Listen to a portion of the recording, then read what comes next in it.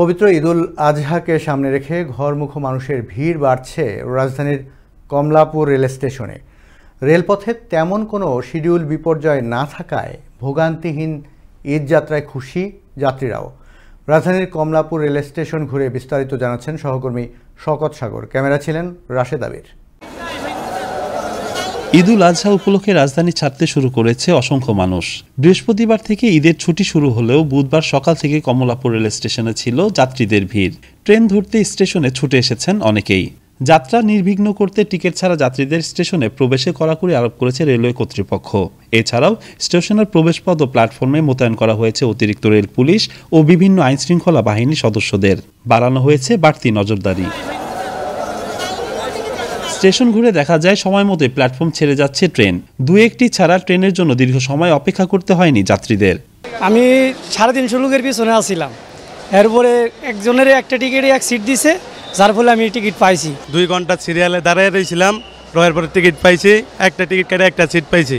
এদিকে বুধবার দুপুরে উপকূল এক্সপ্রেস 30 মিনিট দেরিতে প্ল্যাটফর্ম ছেড়ে যায়, যে কারণে যাত্রীদের মাঝে দেখা দেয় মিশ্র প্রতিক্রিয়া। 3:10 ট্রেন ছাড়ার কথা, ট্রেন আসলো কয়টা বাজে?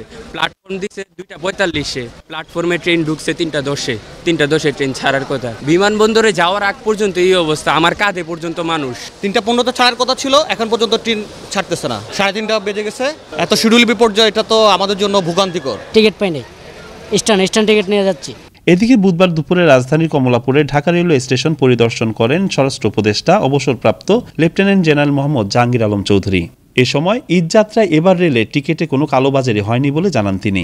এবার দেখেন যে টিকিটের এরকম কোনো কালোবাজারি হয় নাই, তবে স্ট্যান্ডিং টিকিট তো 25%, তো 25%-এর বেশি অনেক সময় স্ট্যান্ডিং টিকিটের লোকজনে করে, এতে একটু সমস্যা হয়। তা আপনারা বলবেন যে স্ট্যান্ডিং 25%-এর উপরে যেন না দেওয়া হয়। এবার ঈদে প্রতিদিন সারা দেশে 43টি অন্তনগর ট্রেন চলাচল করছে। এসব ট্রেনের মোট আসন সংখ্যা 33,315টি। এর বাইরে প্রতিটি ট্রেনের 25% স্ট্যান্ডিং টিকিট বিক্রি করা হচ্ছে স্টেশনের কাউন্টার থেকে। এছাড়াও থাকছে 10টি স্পেশাল ট্রেনের ব্যবস্থা, যা বুধবার থেকেই চলাচল শুরু করেছে। শওকত সাগর, আনন্দ টিভি, ঢাকা।